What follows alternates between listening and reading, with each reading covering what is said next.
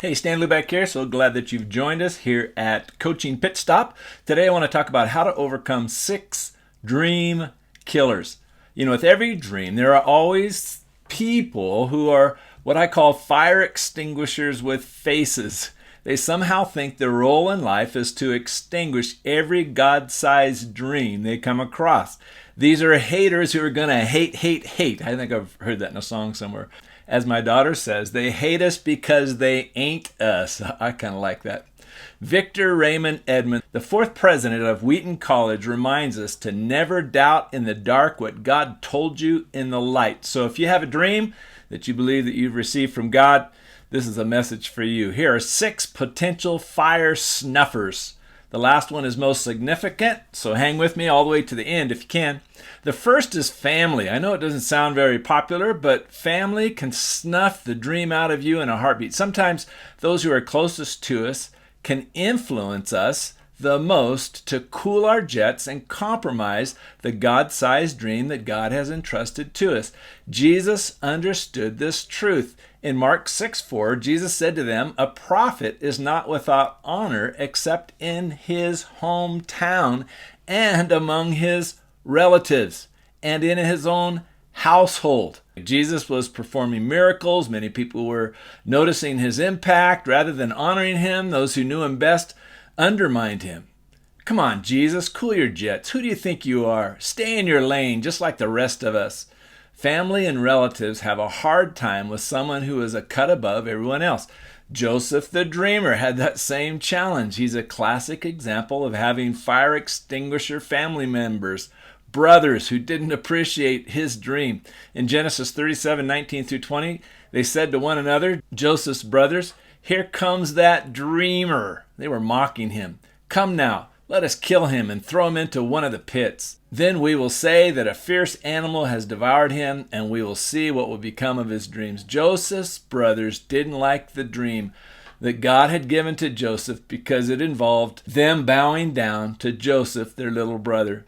Joseph kept the dream alive despite his circumstances and his dream assassin siblings. Sibling rivalry broke out, and Joseph suffered horribly from his own brothers, who literally sold him out. Job is another prime example of possessing fire extinguisher family members. Job was going through some challenging times, and the one that should be most supportive, his wife, counseled him to simply, quote, curse God and die, unquote. Talk about a fire extinguisher with a face. How would you like to be married to her? So beware that your family members have the potential for killing your God-inspired dreams. The second fire extinguisher with a face on are friends. Friends can be the worst dream killers. Consider the story of Jairus in Mark 5:35 through 36. While he was still speaking, there came from the ruler's house some who said, "Your daughter is dead. Why trouble the teacher any further?" But overhearing what they said, Jesus said to the ruler of the synagogue, "Do not fear, only believe." Jesus had instructed Jairus that he was going to raise Jairus' daughter, but Jairus' friends came along and said, "She's dead. There's nothing that can be done." And of course, Jesus tells him, "Hey, I have a God-sized dream for you. Your daughter's going to come back alive." And so Jairus was tempted by his friends to leave Jesus alone. If he had, he would have missed out on this great miracle of seeing his daughter alive once again. Job not only had a dream-killing wife, he also had a dream-killing group of friends. They ganged up on Job with accusations and negative feedback when Job was at his lowest point in life. They didn't believe the best in Job, and they certainly didn't have his back, and they were certainly annoying. The Lord defended Job at the end of the book of Job of all these accusations. And in Job 42:7, the Lord said to Eliphaz the Temanite, "My anger burns against you and against your 2 friends, for you have not spoken of me what is right, as my servant Job has." Job had to feel pretty great when God finally defended Job against his lame, fire-quenching friend. Number 3, fatigue. Vince Lombardi, Green Bay Packers famous coach, said that fatigue makes cowards of us all. Napoleon Bonaparte said, "The first virtue of a soldier is endurance of fatigue. Courage is only the second virtue." The prophet Elijah was a great example of a man who did great things, standing against an army of false prophets, but then in his fatigue, he runs in fear of one wicked woman named Jezebel.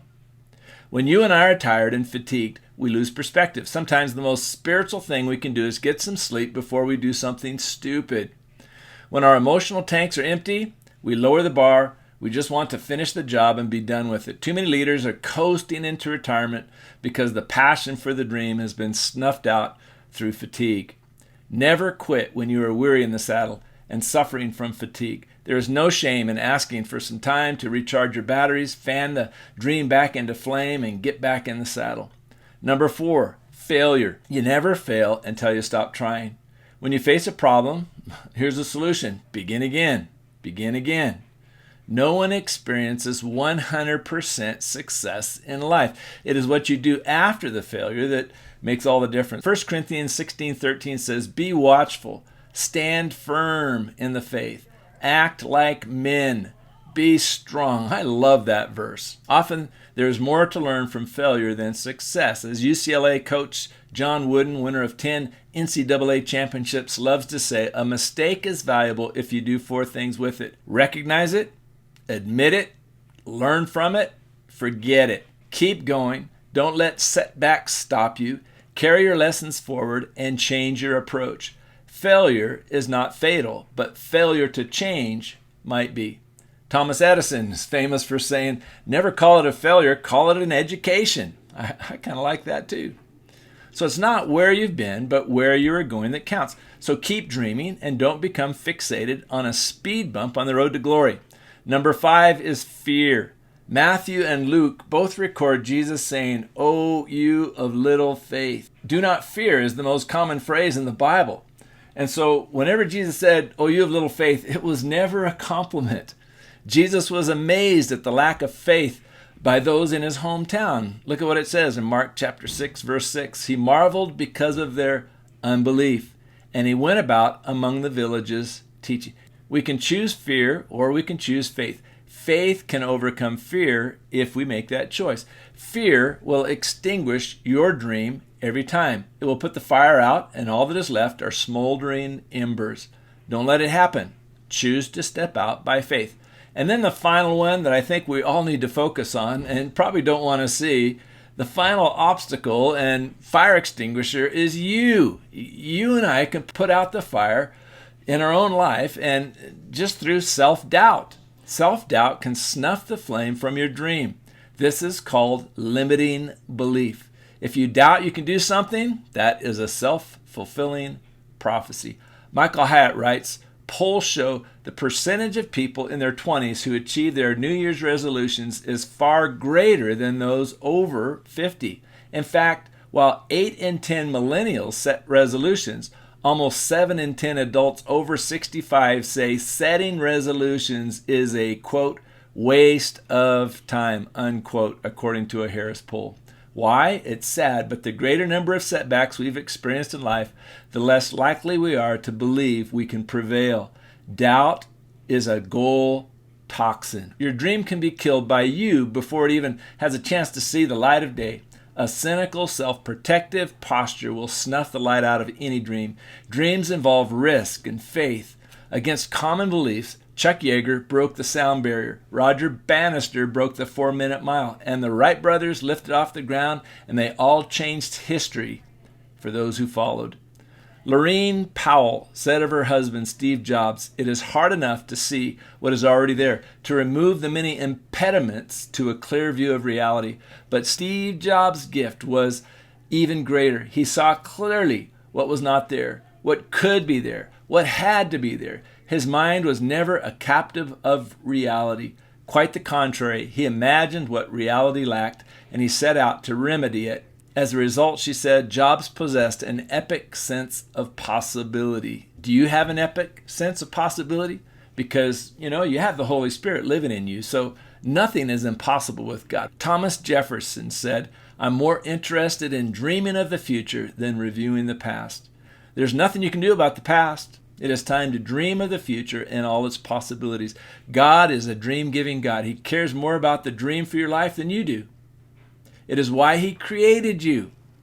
When you know that God has given you a dream, don't let anyone or anything quench that dream. Continue to dream God-sized dreams, because those dreams are not about you. They're about honoring the God of the universe, which is why he put us here in the first place. Hebrews 11:6 reminds us, without faith it is impossible to please him. For whoever would draw near to God must believe that he exists and that he rewards those who seek him. Okay, which of these 6 dream killers is trying to snuff out the flame of your dream? It is time to fan that dream into flame. I can't wait to hear your story of what God did through you for his glory. Okay, that's it for now. God's best to you.